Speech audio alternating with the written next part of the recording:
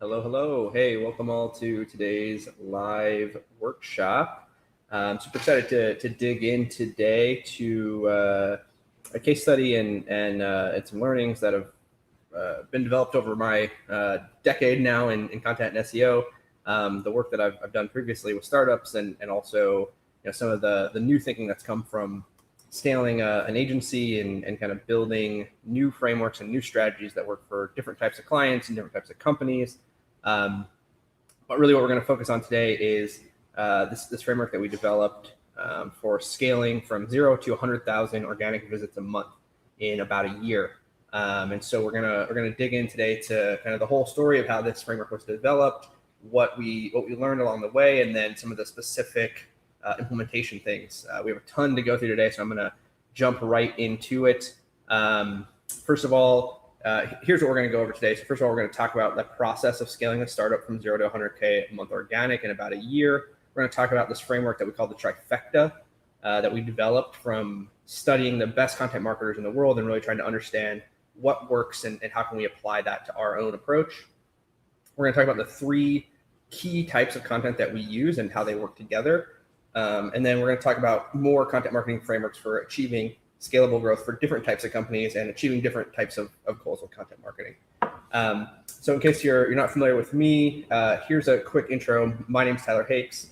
As I said, I've spent about 10 years now working in online content, marketing, SEO, worked at agencies, consulting firms, etc., led growth for startups. And now I run an agency called Optimist.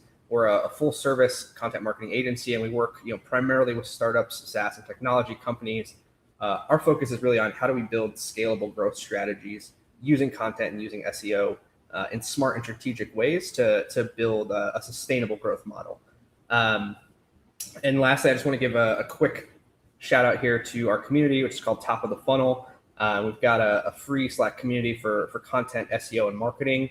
It's got in-house marketers, freelancers, agencies, all kinds of stuff. This workshop is actually part of the programming that was created for Top of the Funnel. So we do workshops and Slack AMAs with experts. We do teardowns. There's job listings, tons of stuff in there. So if you want to connect with like-minded folks, really learn the ins and outs of content marketing, ask questions, see what other people are doing, and just learn from some of the best content marketers and SEO folks out there, I would invite you to join us. It's a free Slack group. You can go to yesoptimist.com/tofu, TOFU, and just join us there. Like I said, it's a free group, so we'd love to have you take a moment to do it right now. It takes about 3 seconds. And with that, we'll move into the workshop here. So I like to always start this with a little story of kind of how this whole framework came to be developed and what the kind of premise was behind this. So I call this How to Have a Panic Attack, a step-by-step guide. And this is kind of my lived experience in leading up to this framework. So, I joined a startup. I was the first full-time hire, startup that had just raised a Series A round. We had set a goal with our investors that we were going to get to 1 million users. It was an ed tech platform. We'll get a little bit more into the details on this specific company in a bit. But we really had no strategy. Like we were really pre-market, but when we raised our funding, and so we had this core technology, we had a website, we had it all set up, but we really didn't know what was going to work or how we were going to scale the business or how we were going to get to this goal of 1 million users. And so some panic kind of set in, right? We finally had achieved this milestone of raising this money, and we thought that was a big win, but then we immediately realized like, oh, now I have to figure out what we're going to do with that money and how we're going to make it work. And anyone who's worked in startups and kind of in the VC space, that it can feel kind of like a different ballgame, right? You've got to tell your investors not only what you're doing and why it's going to work, but you have to have confidence that everything you're doing is going to work, or you're going to change it immediately. And you have to really have the answers and have something that you can show demonstrable results. And so that led to step 5, which was to research like crazy, right? So after a few days of panic and anxiety, we realized that we really just needed to dig in and figure out how the best content marketers in the world work and how we can apply that to our own approach. And that's what led to the development of this framework. And so here's just a quick snapshot.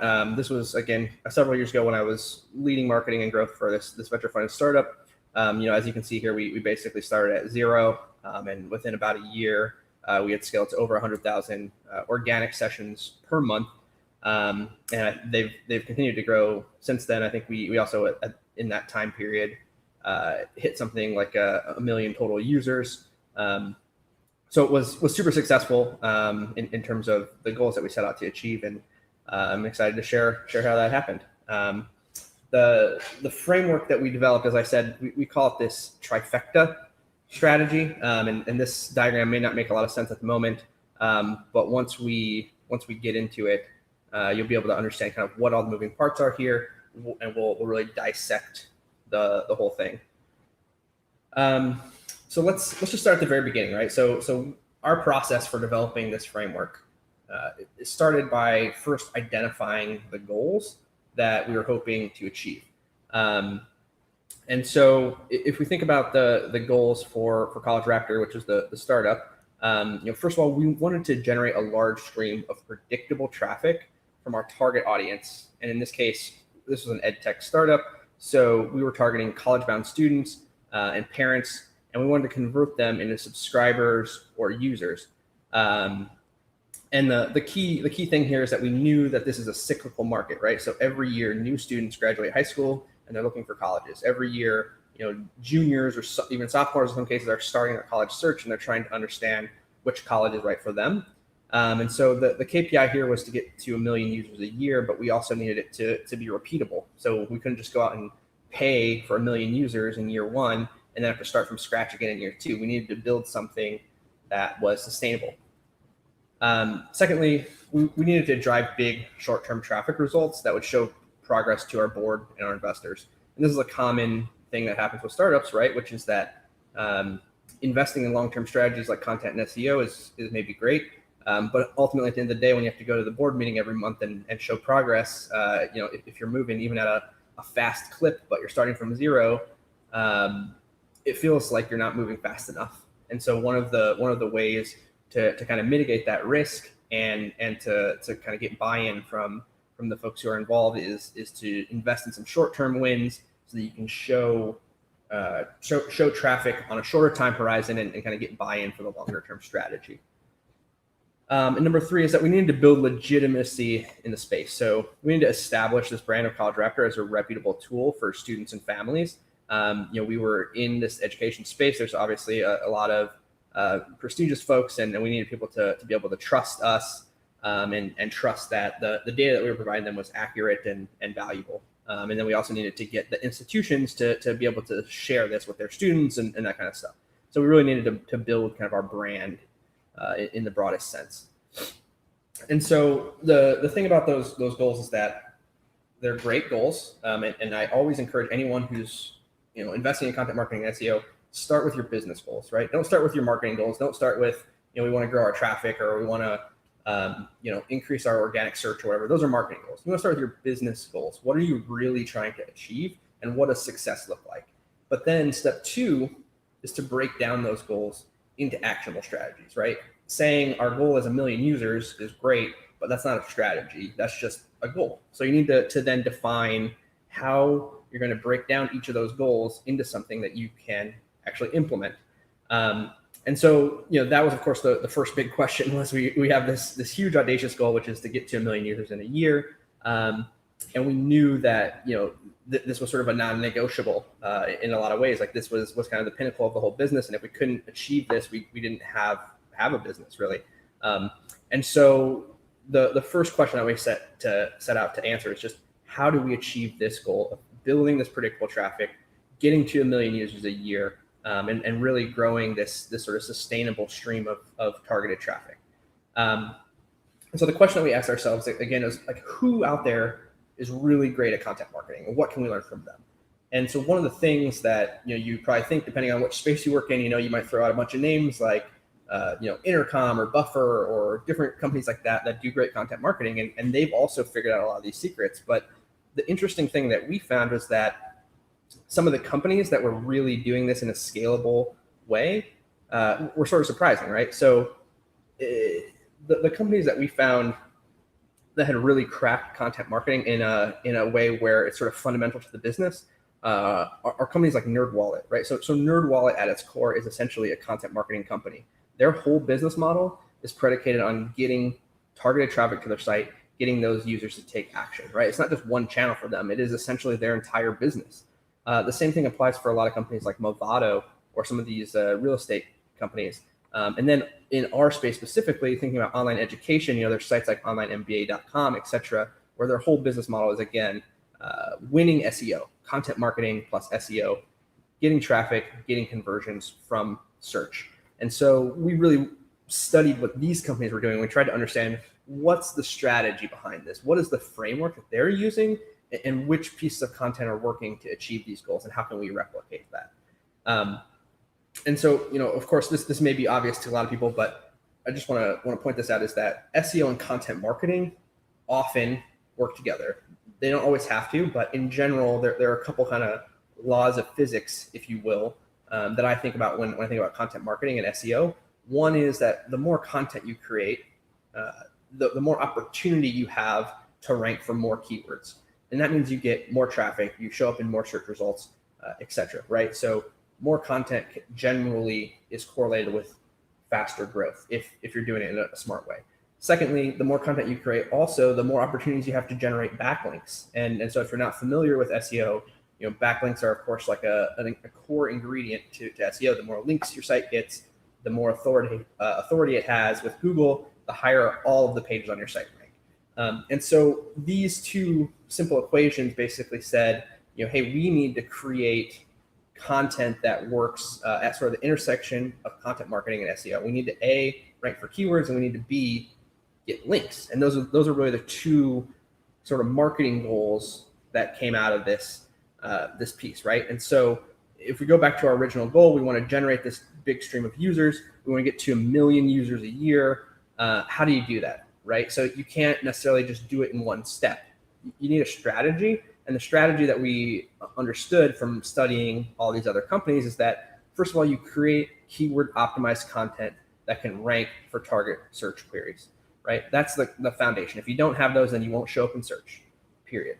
Second piece, though, is that you need to build links to increase your domain and topical authority. You need to improve the SEO. So it's not one step. It's really two components that work together in collaboration, in conjunction. And we're going to get into kind of what that means in terms of implementation in just a moment. But the key here is that we're converting this big business goal now into more specific, actionable marketing goals, right? So now we know we need keyword optimized content and we need links, excuse me, in order to achieve this overarching goal. The second piece was driving short-term traffic results to show progress to our boards and investors, right? So basically, how do you go viral, right? Of course, if we knew the secret to doing that every single time, I'd probably be a billionaire right now. The joke is that we just Googled how to go viral, which is not quite true. But again, we kind of went back to the folks that have made it work, and we studied content that has gone viral in different industries and different sectors, et cetera. And what we wanted to do was again unpack not only what was that content like, but what were the fundamental elements of it that made it successful. And so what we learned here is that we needed to create kind of a new type of content that was geared at a different goal, right? So we needed to create content that had built-in promotion and amplification strategies. We needed to build relationships so that we could leverage other people's audiences. Because again, remember, we're a startup. We're starting at zero. We've got this technology and 6 Twitter followers, right? Tweeting out our content, even if it's great, is not gonna send it into the stratosphere. And then number 3 is that we needed to identify the key channels that we could use to promote content and drive these really big spikes in traffic that, again, would kind of get our board excited, get the investors on board, and get the buy-in for the overall strategy. Number 3, our third goal is that we wanted to build legitimacy in the space. We wanted to be a brand that was seen as a reputable tool for students and families. So a couple pieces that went along with this. One is getting press from notable publications. And number 2 is building relationships in the education and ed tech community. And so if you're already thinking through how this turns into a strategy, you might have realized that these pieces are going to kind of overlap with some of our other goals. And so we'll talk a little bit about that here in a second.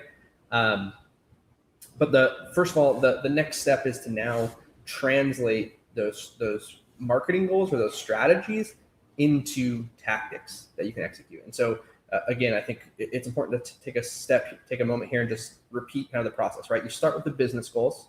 What are we really trying to achieve? We're trying to achieve 1 million users in the next year, or we're trying to grow our leads by 50% or whatever it is. You start with the business goal. You take each business goal and you deconstruct it. You identify what the marketing goals need to be in order to achieve that business goal. Then you turn those marketing goals or those marketing strategies into tactics, because you can't execute a strategy, right? Creating content that ranks for target keywords is a strategy, but it's not necessarily a tactic. So you need to take it one step further to really define what are we going to do day in and day out to achieve this goal. And so the obvious question is, okay, so we've set forth all of these big goals, and we know, in general what we want to do with our content. So how do we just go out and create a piece of content that's, optimized for keywords with tons of search traffic, generates 10,000 new backlinks, and goes viral on Twitter, right? Like if we just crack that and we just figure out the perfect piece of content to meet all these goals, then it'd be game over, right? I'd be done. I'd be sipping Mai Tais on the beach or whatever, right? The reality is that you probably don't, okay? And this was a key finding in our process, is that you probably can't create one piece of content that does all of these things, right? So each piece of content that you create does not need to accomplish all of your goals in order to be successful, right? You need to accomplish all of your goals, but each individual piece can achieve a specific goal and then work in conjunction with other content that you're creating to achieve the overall goal or the bigger goal. And so that was a key piece for us. And it kind of also freed up our brains, right, from trying to kind of hit home runs every time, right? That's where I think a lot of marketers get stuck, is that, again, they come in with these big goals and they say, okay, we just got to write, that one piece of content that goes super viral and we'll get tons of backlinks and our business will take off. And that's not a sustainable and predictable way to build a company, right? So it's okay to think about each piece as a separate component of a larger strategy. And so here's how we map it out, right? So we could start with our goal, which we already have gone over. We identify these key strategies, and then we define content that we can create to achieve each of those specific strategies. So if we want to create keyword optimized content that ranks for target search queries, we call that evergreen, right? That's content that's built to rank. And if we want to build links to increase domain and topical authority and improve our SEO, we call that link building content. It's a separate type of content with a separate goal, which is building links rather than just ranking. And so instead of trying to achieve both goals with one piece, what we identified is like, hey, we can create two different pieces and have them work together. And that, again, was the key insight there. And of course, I'll just say, there are always exceptions. Sometimes you hit it out of the park, you find the perfect piece of content that works on every level, it achieves all your goals, and everything's great. And if you could do that every single day, hey, you're a lot smarter than I am. But in order to execute the strategy in a consistent and predictable way, we developed this framework to kind of break each piece down and define it into specific tactics.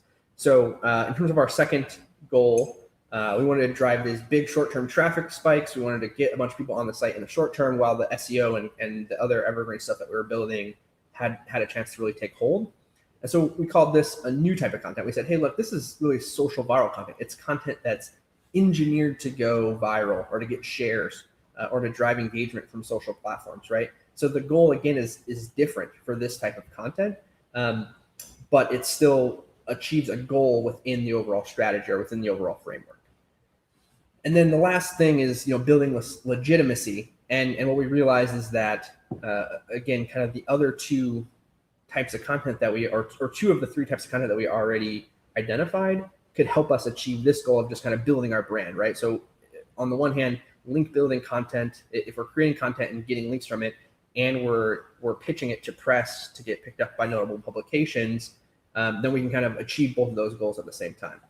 And likewise, if we're creating content that's meant to get shared by folks in the education space, then that's also giving us kind of a way to build relationships. And so we can kind of double up here and achieve this overall goal by using these defined types of content in this specific way.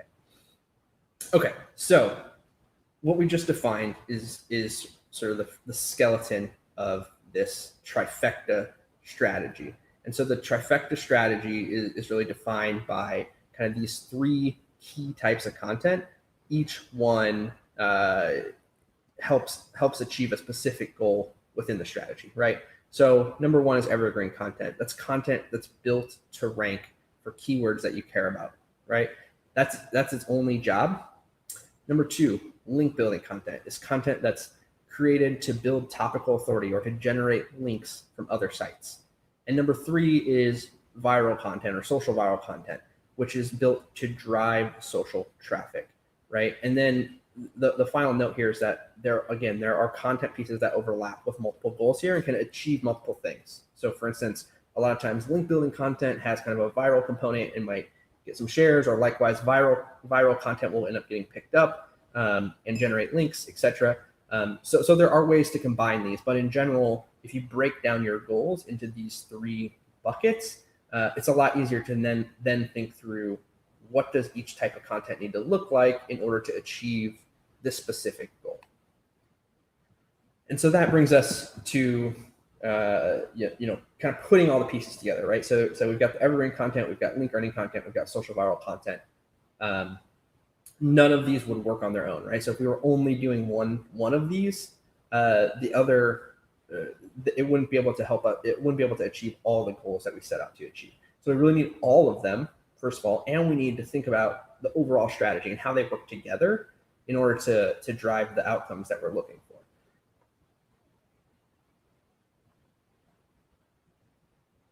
All right, so that brings us back to this overall framework, the trifecta framework. And so I'm gonna walk through this here in some detail and kind of scope out each piece and how it relates to what we just discussed.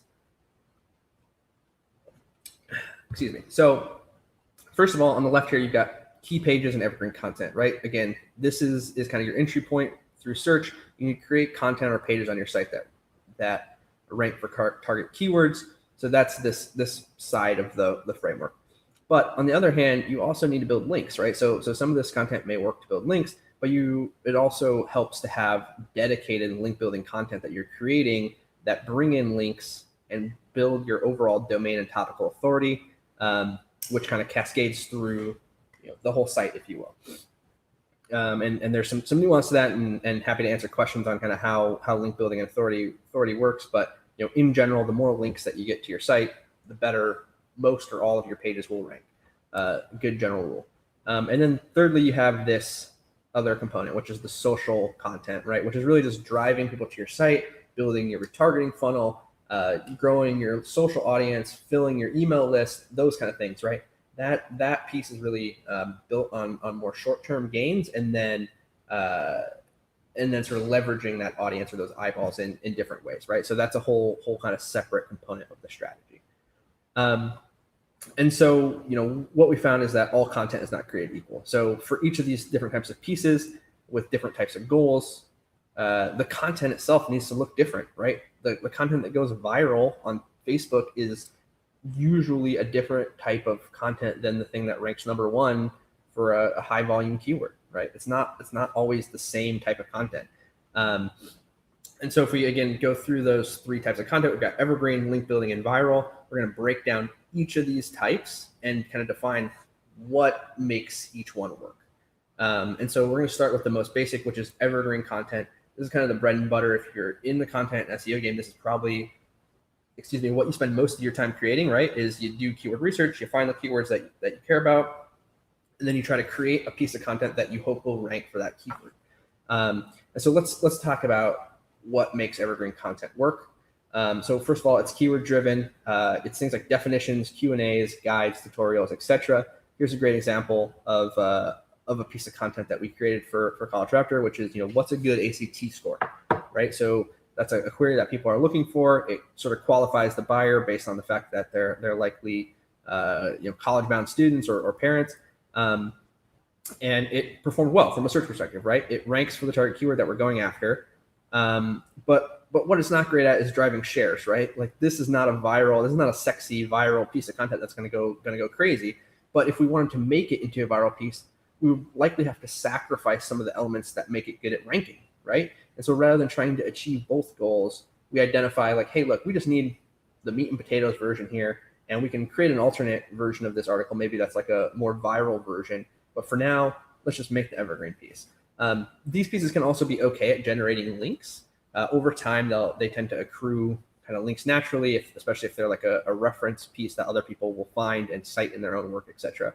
But again, the main goal is really just creating a piece that really answers the search intent of a specific query. And so evergreen content in the wild, again, I would say this is probably the vast majority of content in the world that gets created by marketers, at least, is kind of geared towards this goal of ranking for target keywords. Here's a good example of the 45 sales tools. It ranks for this high volume keyword, sales tools. Intercom made this piece. It works really well. Likewise, here's one from Help Scout on 16 customer service skills that every employee needs, right? Which ranks for customer service skills. That's great. It does its job. Now, I don't know. I don't have the specifics on how this performed through other channels, but I know that it does that job really, really well. So the next piece though is building links, and so this is kind of the invisible part, I think, for a lot of folks, or they maybe know about it, but they don't know how to execute it. In order for that Help Scout article or that Intercom article to rank #1 for these valuable keywords, that site had to have a certain level of authority, right? They needed to get links to their site that help all their pages rank for these competitive keywords, because everyone else wants to rank for them too, right? And so I'm going to give you a very comprehensive guide to building links. Okay, here it goes. #1, you have to create a piece of kick-ass content. Step 2, you need to show it to the right people. And of course, I'm being slightly facetious here, but the reality is that this is actually pretty true, right? So the way that you build links, first of all, is not that different from other types of content. It starts with creating something that's link worthy, right? So you have to create some kind of new, interesting content that other people would want to link to for some reason, right? And then #2 is you need to show it to those people. Because the thing that I think a lot of people misunderstand about link building is they think if they just create great content, it will naturally accrue links. But that's not usually how it works, right? The world's best content marketers don't just publish great content and wait around for people to find it, right? They go out and they promote it and they show it to people. They send pitch emails. They show it to writers and journalists, right? And so really the way that you build links is you have to create content with these 2 steps in mind, right? So you need to create content that, first of all, has something that's linkable or link worthy or a reason that people would link to it. Then you have to go out and proactively show it to them. So you need to be thinking about, I'm going to send this to journalists and I need to think about that when I'm creating content. And again, that's why I think for this goal, the content itself needs to be functionally different. And so one of the things that we found at College Raptor that worked really well was this idea of like major media link building, which is basically just creating interesting, usually data-driven content pieces, and then pitching them to media. And so this was an example of the Senate U piece that we did, was one of the first early wins that we had. We found map-driven content worked really well. We often sourced the data from public data. So that's another thing, is that you don't necessarily have to have a bunch of proprietary data in order to create something interesting. A lot of this content would get picked up by dozens of journalists, and there's kind of a viral effect in the media as well. And that really helped us build these links from these major media outlets. So here's just an example, right? So we pitched this Senate U piece to Aaron Blake at the Washington Post, which I'm not even sure if Aaron Blake is still at the Washington Post at this point. But anyway, he was one of the first to get back to us, and we pitched probably several dozen journalists in the first batch, and we got this response. He picked it up on the Washington Post, and then, as I said, there's kind of a viral effect, right? So once stuff gets picked up in the media, it went on to get picked up by Time and the Houston Chronicle and the Minnesota Public Radio and other states and local and national news, right? So that's one thing that we figured out. And what we found in that process was that there were kind of some repeatable playbooks that worked for link building, and we could kind of run these as campaigns. And so this is another example of the most unique college major in each state. So again, we kind of crunched some publicly available data and turned it into this map. The link building content that we really found worked best, first of all, data driven stories. So anytime there's kind of a set of data behind what you're doing, it tends to have some extra legitimacy.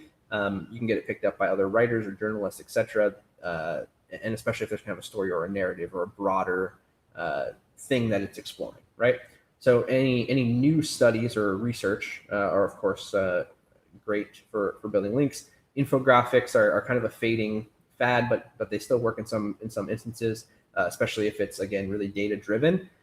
Maps, people love maps. We'll talk a little bit more about that in a second, but maps have historically worked really well. They also may be kind of on the decline, but if you look at history, some of the most viral and most linked content on the internet has been map driven. Really comprehensive resources. So again, if there's say a bunch of content out there about a certain topic, but you take the time to really compile it all into one big resource, that can be super valuable to people.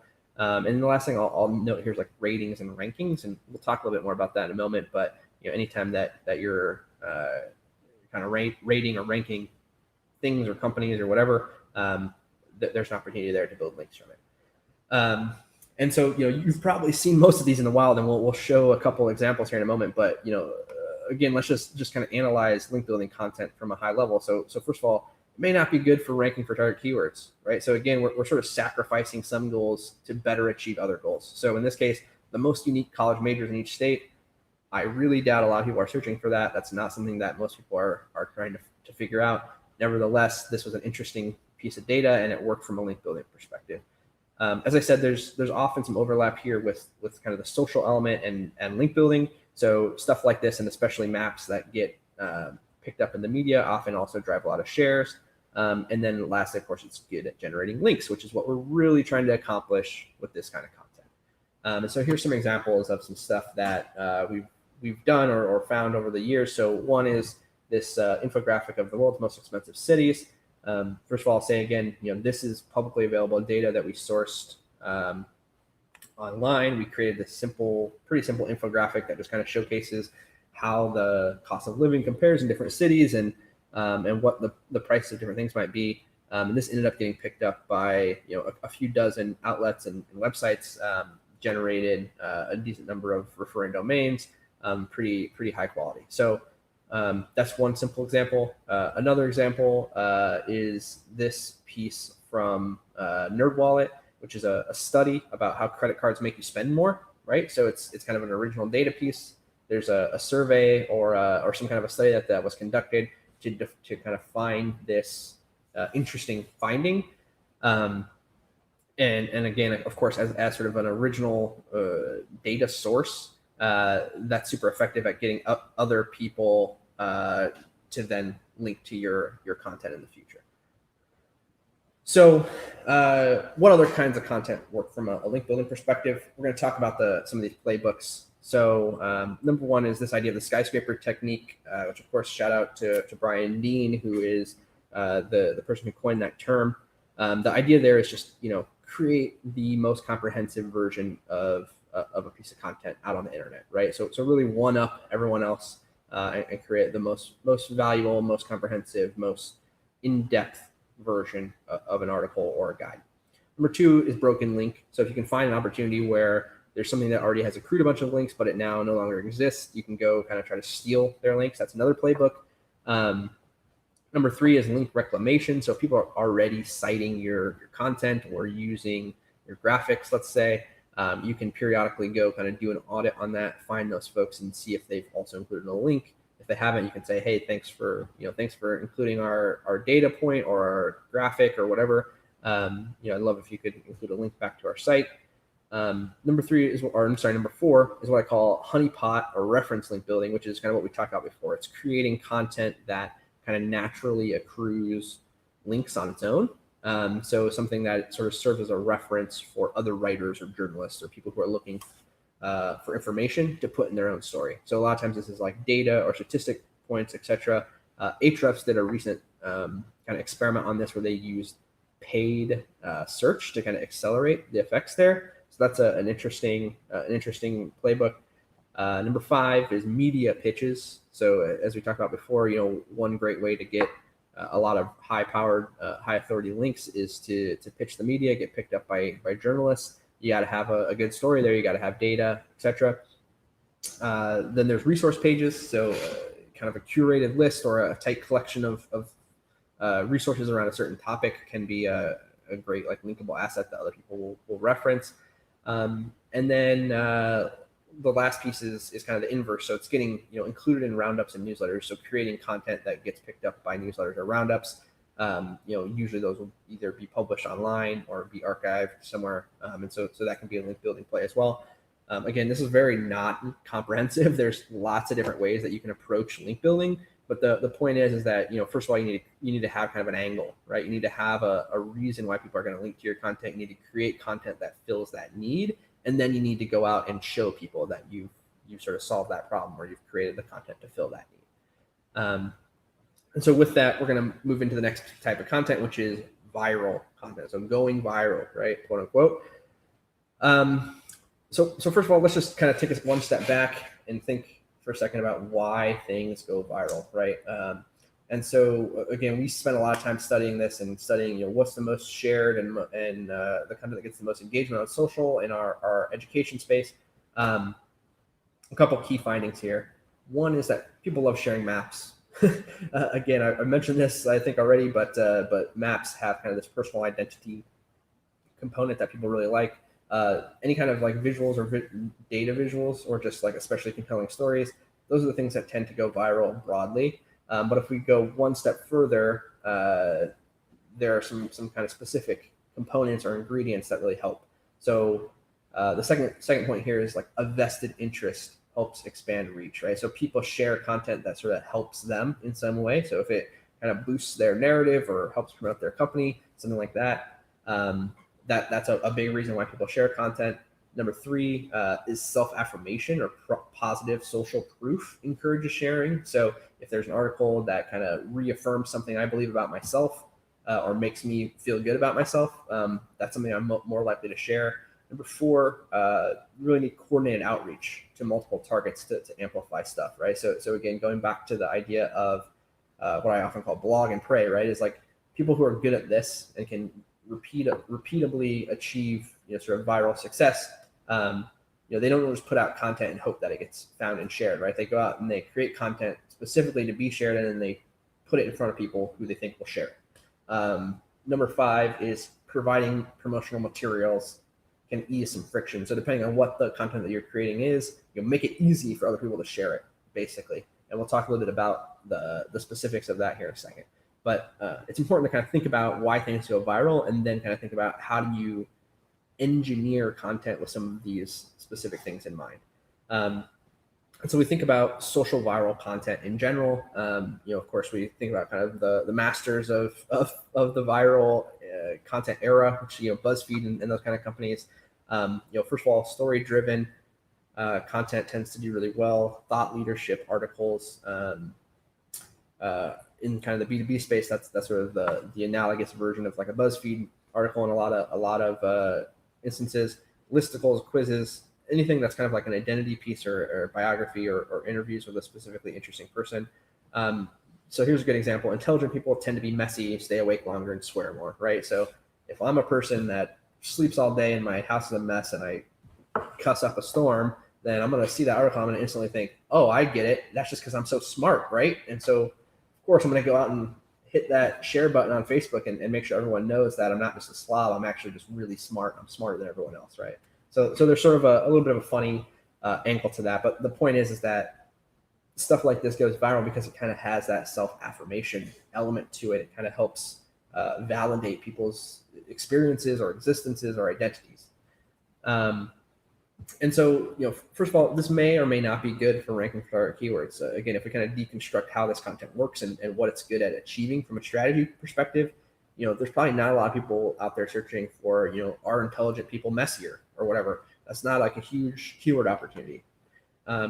It's, of course, great at driving social shares for the reasons that we just talked about. And again, a lot of times there's a kind of a link building follow-on element here. So if you create something that's kind of viral and it gets picked up in a lot of places, on social, that could lead to it getting picked up in newsletters or roundups or whatever other areas where it will kind of accrue links to the actual website.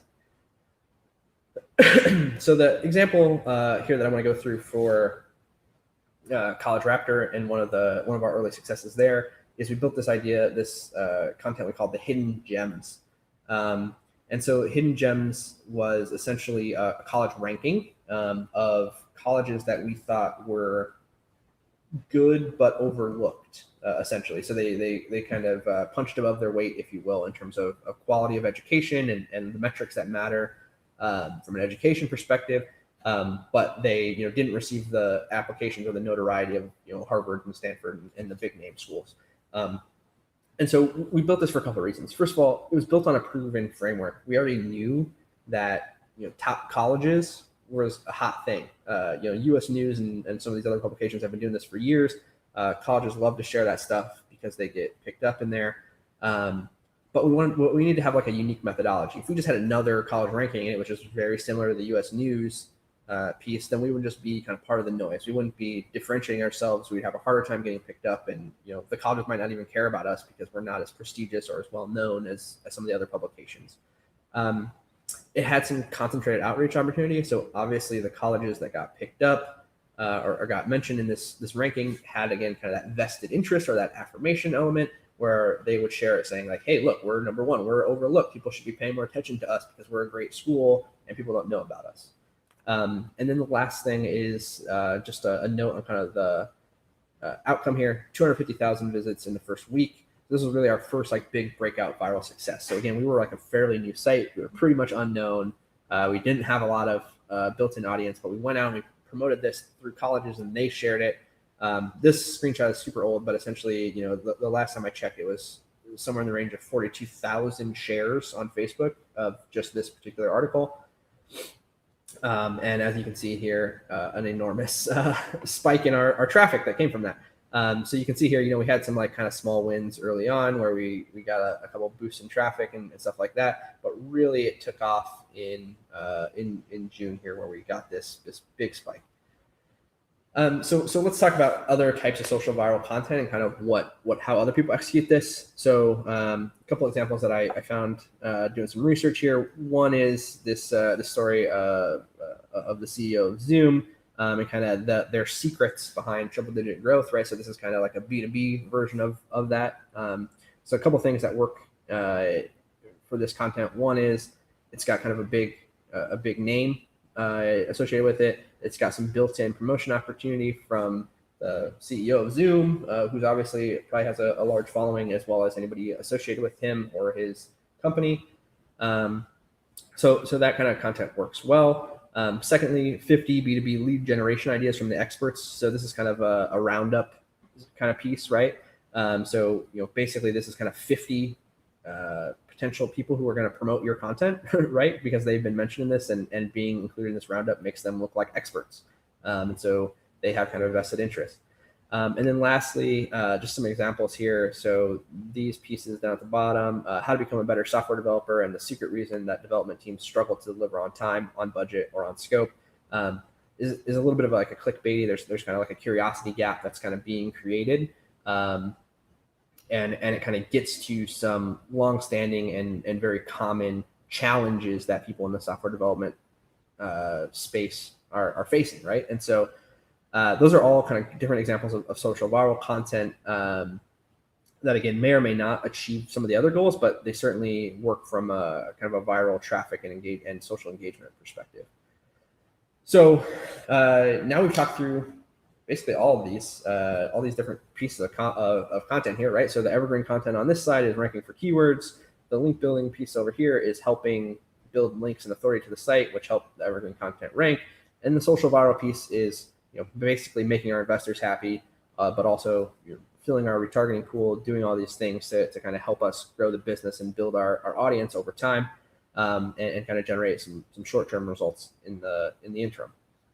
So that's really the whole framework there in terms of the trifecta strategy and how all those pieces work together. And so we're almost done here, and I haven't been following the chat, so I'll pop over in a second and kind of see if anyone has asked any questions or anything. We should have a couple minutes left at the end where I'll go over questions and that kind of thing. So if you do have specific questions, feel free to drop those in. But first of all, we're just going to do kind of a recap here, walk through the takeaways. So number one is you have to plan for SEO from the beginning, right? Optimize your site. We didn't really cover kind of the foundations of SEO here because that's not what this workshop is about.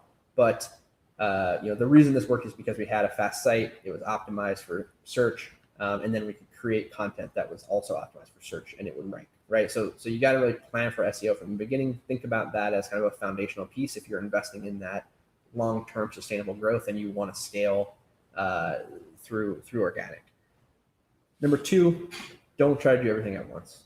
So this was hopefully apparent in kind of the key insights from this process, but the key thing that we learned was like we were much more successful and we could build a much more repeatable and scalable strategy if we broke everything down and really defined goals for everything that we were doing without kind of hamstringing ourselves to achieve all of our goals with every single article that we published. Relatedly, number three is you want to give every piece of content a very specific job before you create it. So this is another mistake that I think a lot of folks make is that they come up with a great calendar or they source a bunch of great content ideas that sound really cool, or they find a bunch of keywords that they think are interesting. But when they go to create the content, they don't really think about like, why am I actually making this specific piece of content and what goal is it going to achieve? And then how is that goal going to help me achieve my business goal or help the business achieve its goals? So before you write anything, you should define very specifically, this piece of content is going to accomplish A, B, and C things, whether that's ranking for a keyword or driving shares or building links, some combination of those things. Define what that goal is. Number four is steal what works, right? So this whole framework, this whole strategy was built on doing research, understanding other people's strategies, and then sort of reverse engineering it to figure out how we could apply some of those learnings. So you don't have to go out and reinvent the wheel. You can study what other people are doing and figure out like, oh, hey, that type of content that follows this type of formula or looks kind of like this, that tends to work well. How could we apply what works for them and use it for our business? Of course, I'm not advocating actual plagiarism, FYI, just in case that's not clear. But definitely, steal the hard-won knowledge that other companies have figured out over the years.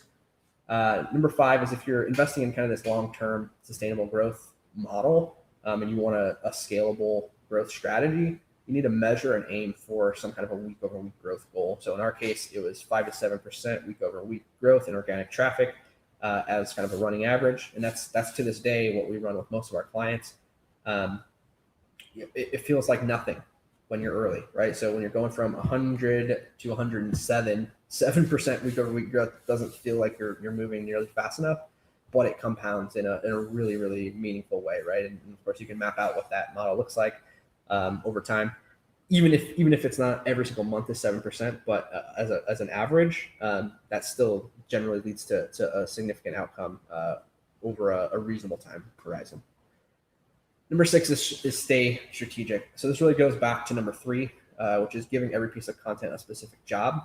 So as you're creating content, and if you're a marketer or a content creator, you've probably run into this where you're chugging along and you're working on your content and all your metrics are moving in the right direction. And then your CEO comes and says, hey, but wouldn't it be cool if we just spent the next month creating this content that I came up with in a dream last night or while I was tripping on acid last week, right? And the takeaway there is, of course, sometimes you got to play a little politics, but the more distractions, the more kind of one-off ideas that aren't part of the strategy that get injected into your content plan, the longer it's going to take to realize those big outcomes. So if you're on your path to 100K a month and you keep getting sidetracked by all these little one-off requests, it's going to be harder and harder and harder to make up that lost ground with content. So as best as you can, try to stay focused on the strategy, stay focused on those incremental wins and the incremental goals, and drive towards that big goal that you're trying to achieve.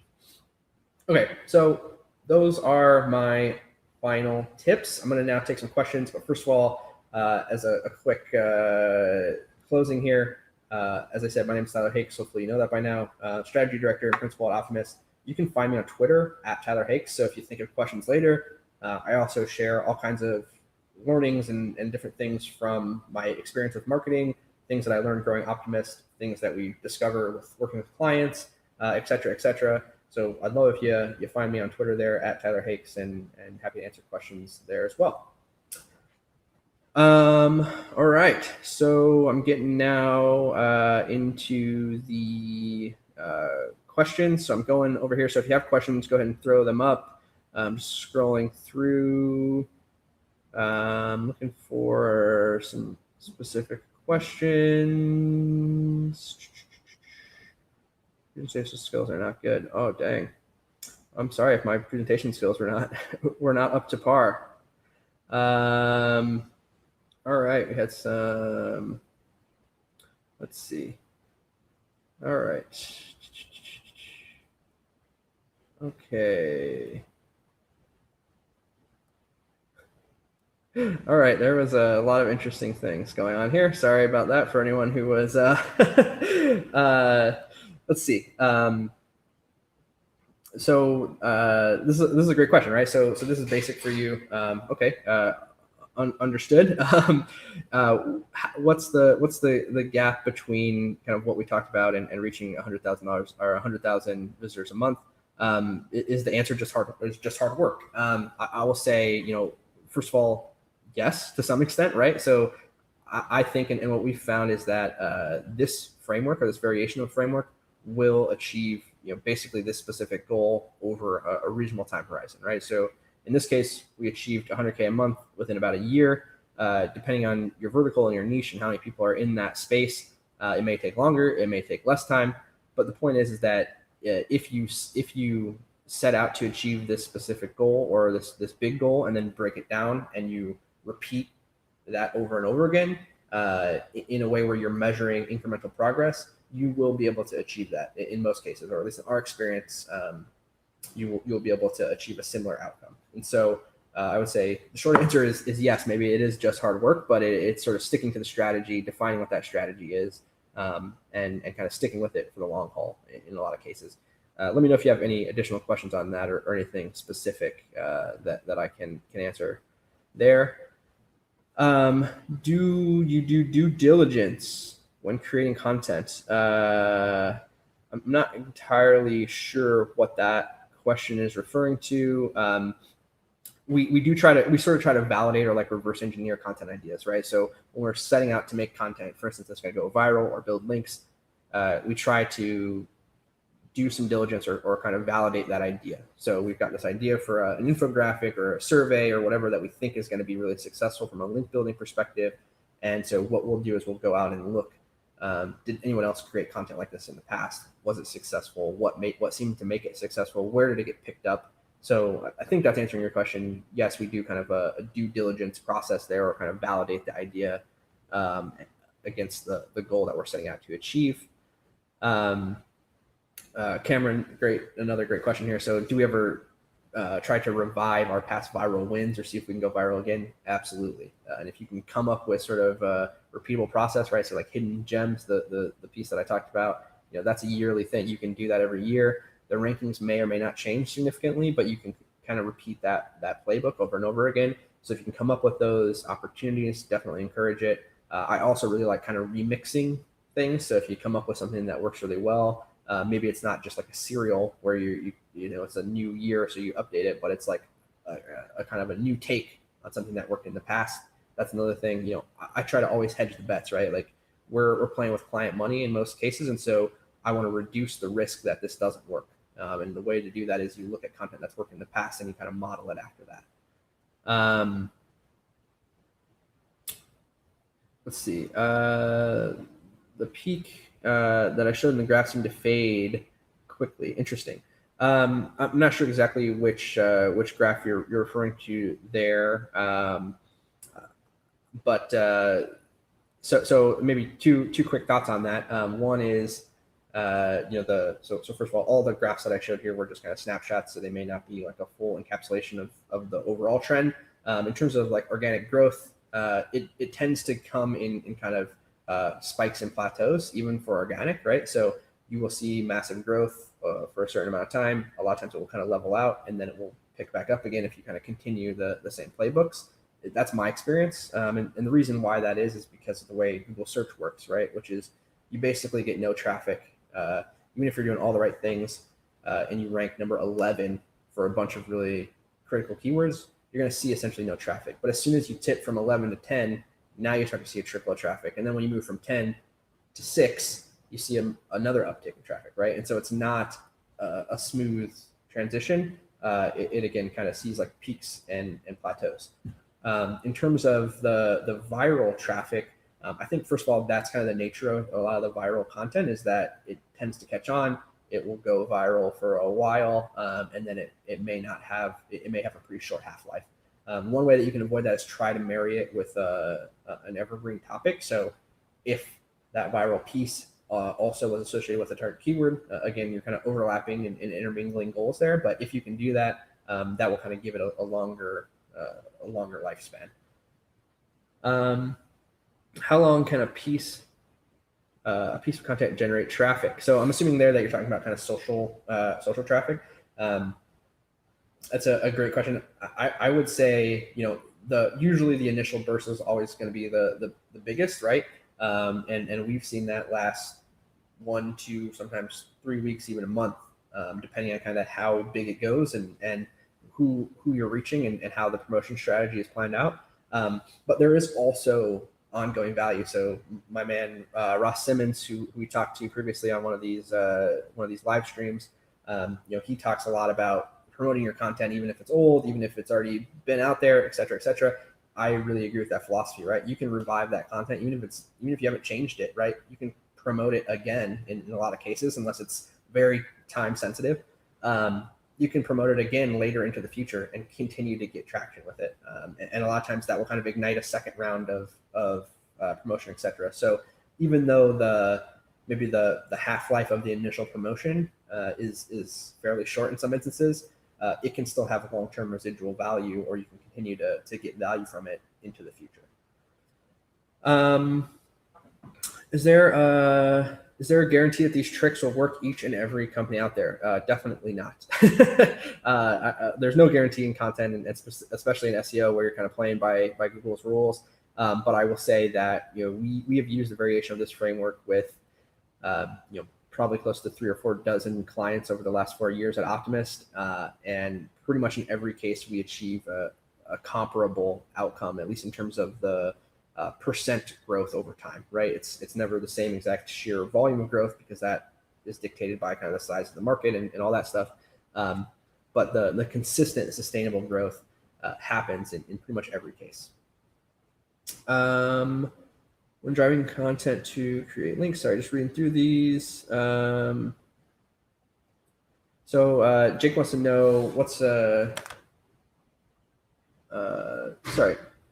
Oh, I think I missed where I was going. Sorry about that. Okay, so this person asked, when driving content to generate links to build domain authority, should you aim to have backlinks go to the main page or to a specific page, and does it matter? Good question. I don't have time to go into all the deep details of internal linking in SEO, so I'll just say that probably the order of priority is if you can get a link to a specific page that you also want to rank for a target keyword, that would be great. But again, as we talked about before, sometimes that's not sort of strategically possible. Number 2 is usually, in my opinion, the home page. Actually, no, I'm sorry, scratch that. Number 2 is the specific page. So if you publish a study, get a link to the study page, and then use an internal link from that page to another page that you want to rank for a competitive keyword. And then number 3 would be the homepage. So as kind of a fallback default, like if they link to your homepage, there's some kind of net value for all pages on your site, generally speaking, again, without going all the way into the nuance of SEO. Good question. Feels like a chicken and egg question. Any ideas how much effort to put into creation versus link building? Great question. And again, I could probably spend a whole hour diving into that topic, Gareth. I will say, I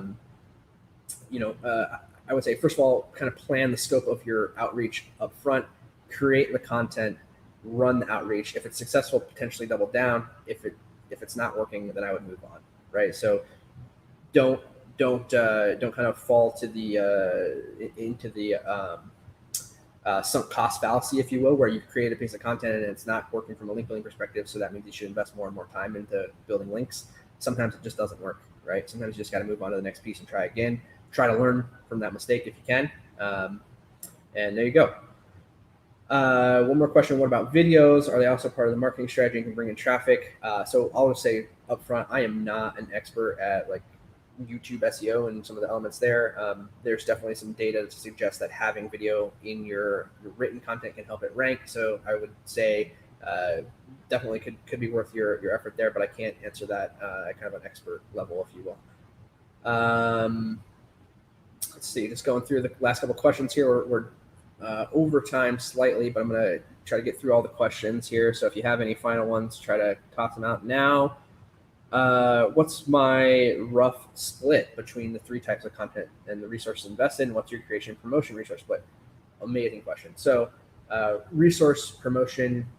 So first of all, content creation versus promotion. I mean, I would say that if we could, 50-50 would be kind of the ideal thing. In the reality, knowing that we're sort of on the hook with clients and that kind of stuff, it's yet generally more of like a 70-30 or an 80-20 kind of thing. But I would generally say like promotion is probably the most overlooked element of all of this.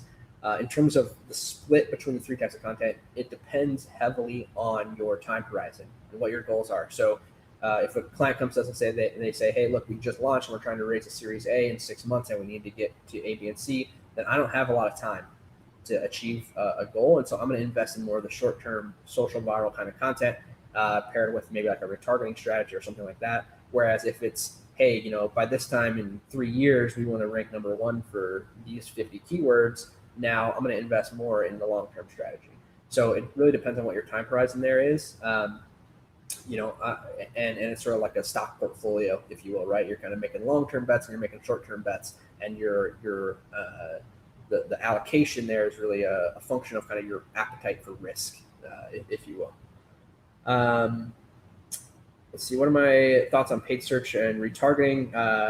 I don't really do paid search personally. I think, in a lot of cases it's important and critical, and it can be a great tool. I tend to think it gets kind of over relied upon personally, without going into that too much and getting a mob after me. Remarketing, I think, is actually one of the most underutilized things, right? So a lot of people just kind of fill their retargeting funnel and blast out the same ad to everyone or whatever. I really like the idea of doing like a precision focused retargeting strategy, especially if you've got like evergreen content that's ranking for specific keywords that are kind of paired with like your audience and their pain points, and you can retarget those specific people who are looking at that specific content with something that moves them down the funnel. I think that's something that a lot of people are not quite there yet in terms of sophistication of their strategy, but I think it's super important, especially in SaaS technology.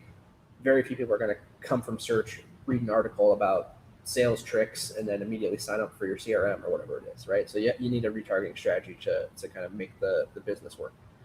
Do you outsource content or do you have in-house content team? In the kind of case study here that we walked through, I was running marketing for College Raptor, and so the team was pretty much all in-house with some contractors involved. Now I run Optimist, which is an agency, so people are outsourcing content to us.